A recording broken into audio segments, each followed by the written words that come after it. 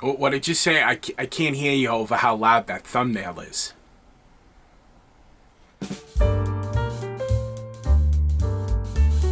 Hey, welcome back to Frank's Modelworks. I'm Frank.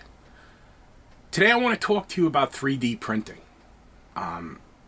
If you're involved in the model car hobby, you have noticed that over the past several years, the influx of 3D printed items has become monumental.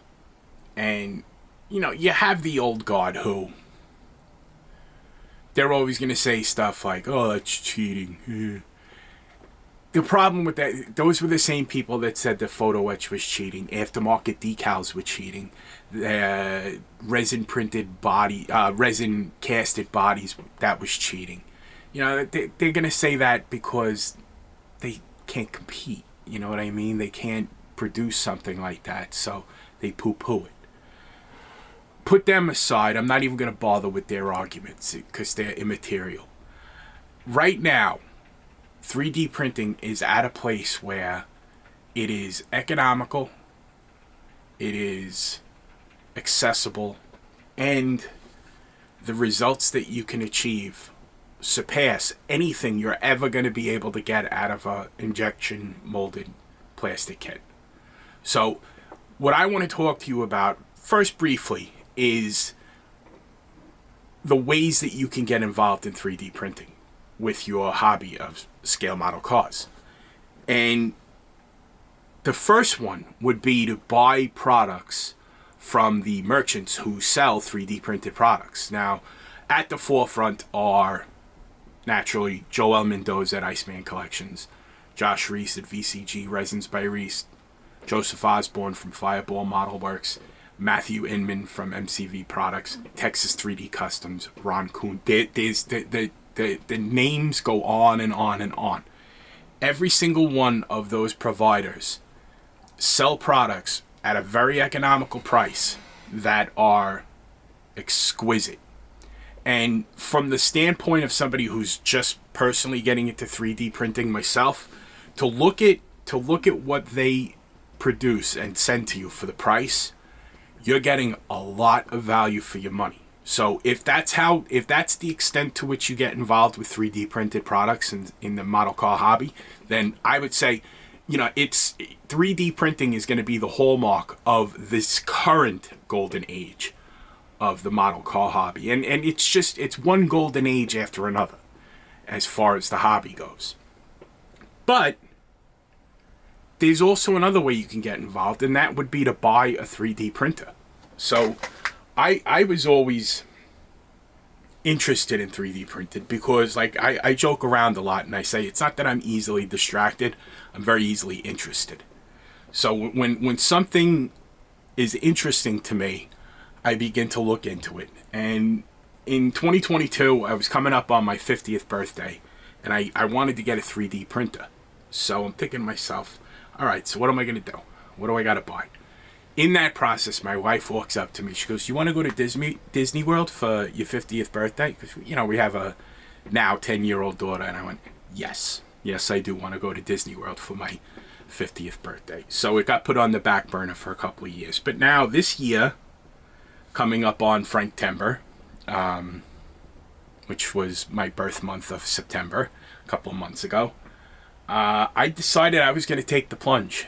And again, started looking into the qualities that I would want in a 3D printer. And then finally I asked some of the people on my Facebook page, what do you use? Like, what's a good printer that you would recommend? And a gentleman by the name of John Colasante, whose opinion I hold fairly high, stated the Saturn 4 Ultra by Elegoo would be the closest thing to a plug-and-play 3D printer that's on the market today that would have the capabilities that I wanted. I wanted to be able to print model car bodies, so this size, but we'll get into that in a second, all right? Don't get ahead of yourself, Frank. So that idea was actually co-signed by a couple of other people whose opinions I regard very highly, Will Patterson and Justin Hart. And there's quite a few people that I checked with, and I wanted to make sure I was doing the right thing. And then that was also happening while James Tester over at Scale Model Experiment started his 3D printing series. And I was locked in. I was going to take the plunge. And I started gathering the permissions, getting the workspace set up so that I would have room to 3D print here down in my basement, in my little workshop over here. So what I started doing was then looking into, well, I'm going to buy the printer, I'm going to buy the peripherals, I'm going to get everything done. So what kind of, obviously I'm going to be doing resin printing because that offers the best detail. And the detail is what we as model car builders are after. So it's going to be a resin printer.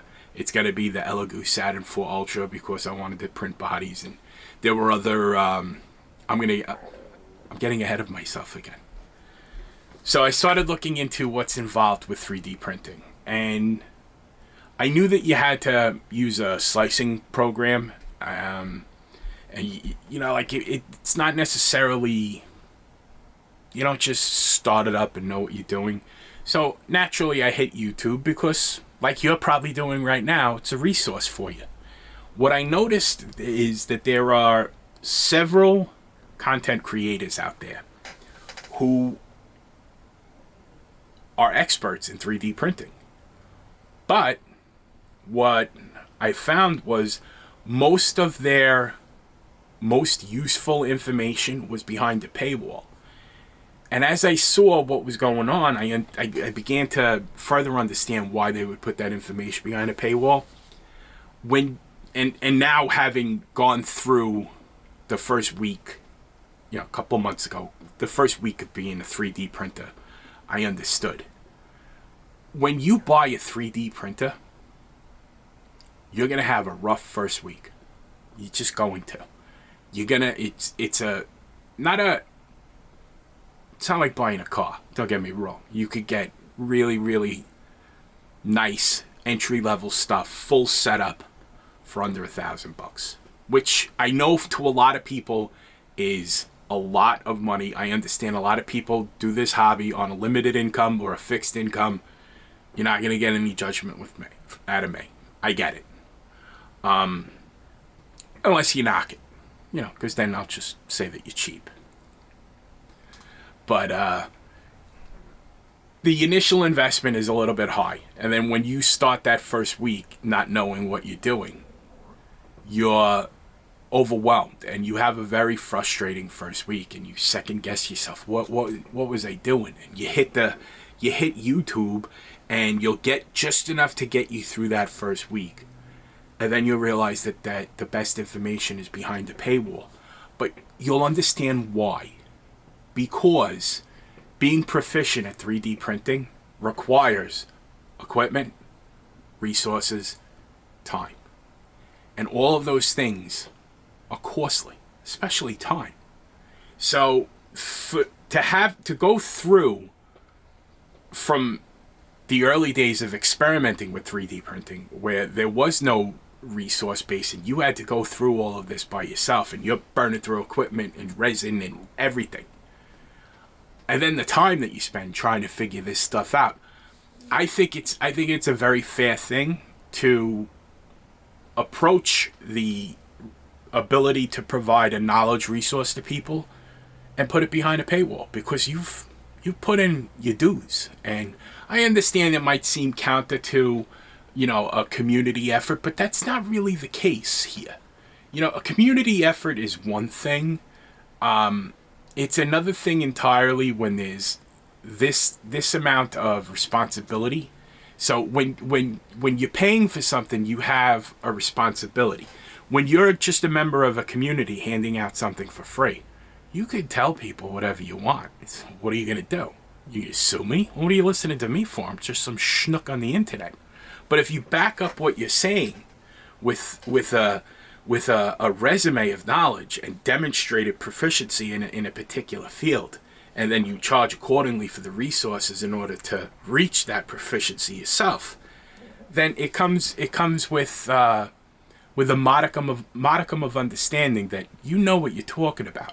You know what it means to say, yeah, I know what I'm saying. Do what I tell you to do.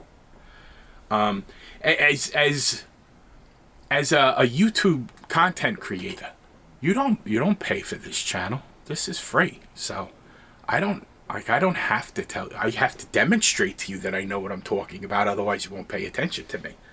But in general, like, this is not becoming a model car builder is not something that I would necessarily put behind the paywall, even though it has been put behind the paywall because you used to buy magazines.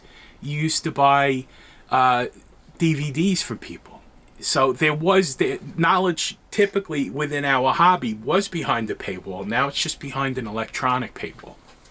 So what I'm saying to you is not just to get involved in the 3D printing aspect of this hobby, but you should realize that it's going to become a hobby within a hobby, and also that you require a resource, a knowledge resource, in order to get the most out of 3D printing as a hobby. And what I'm trying to really do is not just make the case for you to get a 3D printer, but to subscribe to a model car specific knowledge resource in Scale Speed Garage. Scale Speed Garage was started by Chris Bell. And Chris Bell, I don't know Chris. I've only interacted with him a couple of times on social media and once or twice on Scale Speed Garage. Chris Bell is a 3D designer. He makes a lot of the files that you will receive printed from the 3D printers that I mentioned before. Very extraordinarily talented. His files are exquisite. They really are. You look at these things up close and then you realize this thing's like the little valve port for a Mopar valve cover, and it's perfect. You know, just an extraordinarily talented man. He's the creative and visionary force behind Scale Speed Garage. And Scale Speed Garage is not just a knowledge resource, it's also a club in that it has a social wall where you can be involved in a community of 3D printers, moderated and focused by Chris,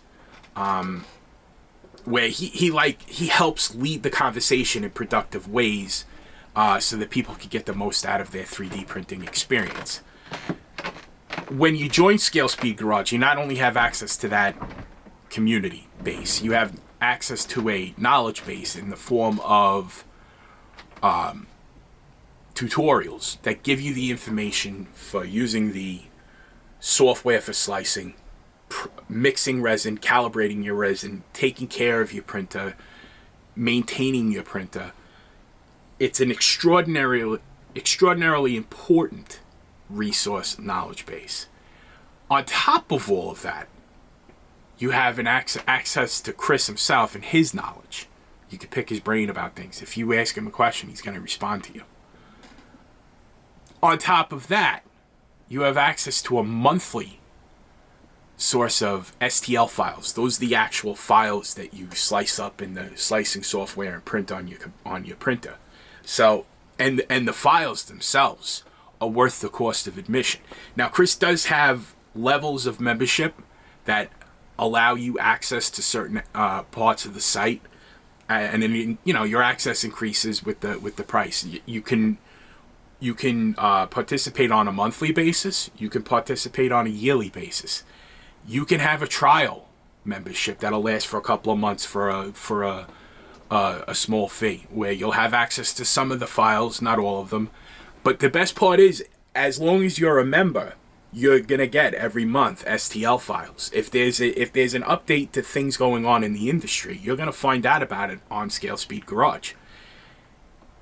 Not only that, you'll have access to a store where you can purchase the files that were available before you joined. So all the really cool files that you might have missed out on while you were mulling over whether you should become a member are gonna be in the store where you could purchase them. It tremendously adds to an experience that is already rewarding once you get over the hurdle of that first frustrating week. And as a person who started in September, it's now a couple of months down, almost 3 months down the line. It's over 3 months. Is it 3 months? Yeah. Oh, wow. Time flies, kids. I think I can say that were it not for my experience with Scale Speed Garage, I would have probably still been enthusiastic about my 3D printer. But now I'm actually ecstatic about it. And I went from that first week where I was ready to really beat myself up over buying a 3D printer to wondering what have I done without it. But while I'm still buying stuff from Joel and Josh and Matt and Joseph, so keep in mind, we're opening up a whole new world, a new golden age of the hobby.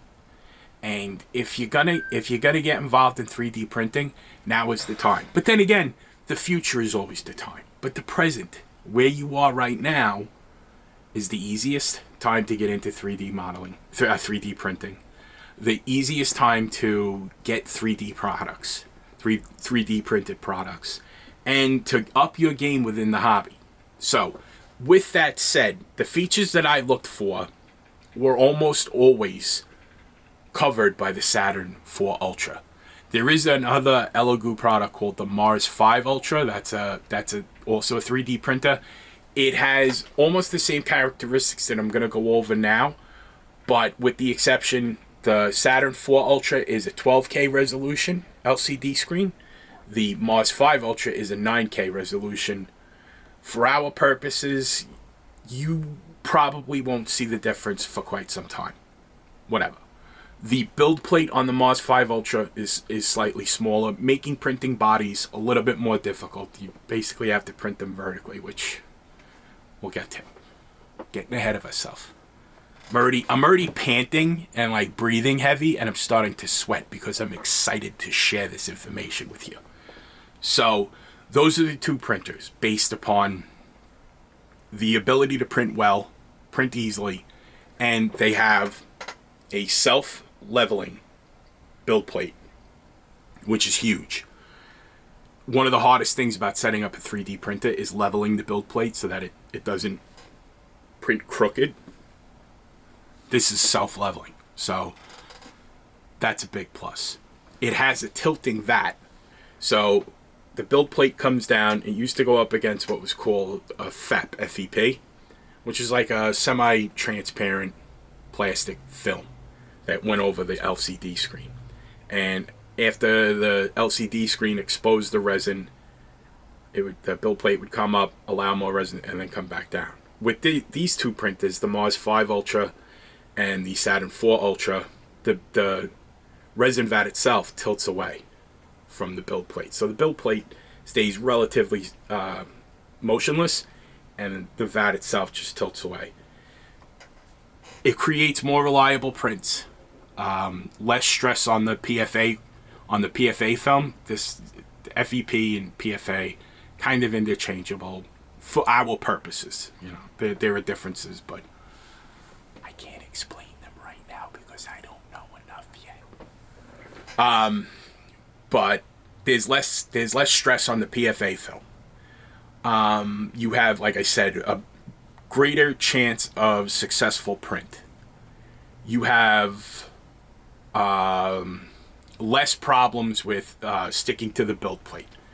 And another feature that's really big about these two printers is rather than use a thumb drive to transfer from your computer, like you might not have your computer right next to where your printer is, which is, fine. You used to have to load your files onto a thumb drive and then go plug it into the printer. You can now do that over Wi-Fi with these two printers. That's a big plus for people that don't have their computer there and the printer there. But if, That's neither here nor there as far as I'm concerned. It has an AI camera so that you can monitor your prints while they're going on, which is pretty cool. You can't hook up to it from your cell phone just yet, but give it a year. What else does it have? It has the facility. One of the things, and this is going to be covered in a follow-up episode, one of the things that you have to do in order to have a better first frustrating week is you have to calibrate your resin. First, you're going to pick your printer, your peripherals, you're going to set everything up, your entire workspace. You're going to start to establish a workflow. And then you're going to pick your resin, depending on your needs. And where you're going to be printing. These are all considerations, temperature and stuff like that, but all of which is covered on SSG, by the way. But you pick your resin, and based upon the resin that you pick, you then and the settings that you input into the slicing software, you have to calibrate the resin. Resin calibration, like I said, is going to be covered in the next episode of this series, so stick around for that. But these two printers have a utility built into the printer so that rather than print one of the resin calibration models one at a time, which takes a lot of time, they could take upwards of 40 minutes to print per. These things can split your LCD screen up to 8 times, or between 8 and 4 times, so that you can use multiple exposure times. Setting your exposure time is a big thing, which you'll learn if you join SSG. I know I'm bringing it around again. So just keep in mind that if you take the plunge and you're having that first frustrating week, you're going to want to make good choices about the resin that you're going to choose, and you're going to have to calibrate that resin. So once you've done all of those things, I want to welcome you, and I want to invite you to share your experiences with me. I'm going to be sharing my experiences in my journey into 3D printing. But one thing that I'm not going to do is I'm not going to give you the information that Chris provides on Scale Speed Garage. I'm not going to give that out for free. That would be a dirtbag thing to do. I will give it my healthy endorsement for what it's worth. I mean, not for nothing, folks. We've been at this almost a year. I don't think I've steered you wrong, have I? I haven't. Am I a goofball? Sure. Am I stupid? You bet. But I don't give bad advice. So, that said, you have some decisions you need to make, and you don't necessarily need to make them right away. The only thing is, I think you should start thinking about it, giving it some serious thought. At the very least, if you haven't bought something that's 3D printed, you can buy something. You could buy a carburetor set for $3 on say, you're going to buy more because it's like being in a candy store with a fistful of 50s. Once you go on any of their websites, you're just going to want to keep buying and buying and buying. But buy something small off of one of those 3D printers, one of those 3D printing merchants, and take a look. Take a look at the Venturis in a carburetor in 1/25th scale. You'll be sold. You mark my words. So, with all of that in mind, please stay tuned for the follow-on episodes. Give some very serious thought and consideration to joining Scale Speed Garage. And keep in mind, there are trial memberships, there are monthly memberships, there are annual memberships, and there are tiers. You can decide what's best for you. You can even take the trial, take it for a test drive. I think you're going to find it's a very good, very solid, very decently priced and value for the money product. And my hat's off to Chris for a sensational product that he offers. So stay tuned for this and more episodes in my journey into 3D printing. As always, I got Frizzo's back. Love you, bud. I appreciate your support, especially over the past several months. They weren't easy for me. And until we speak again, my friends, take care of yourselves and be well.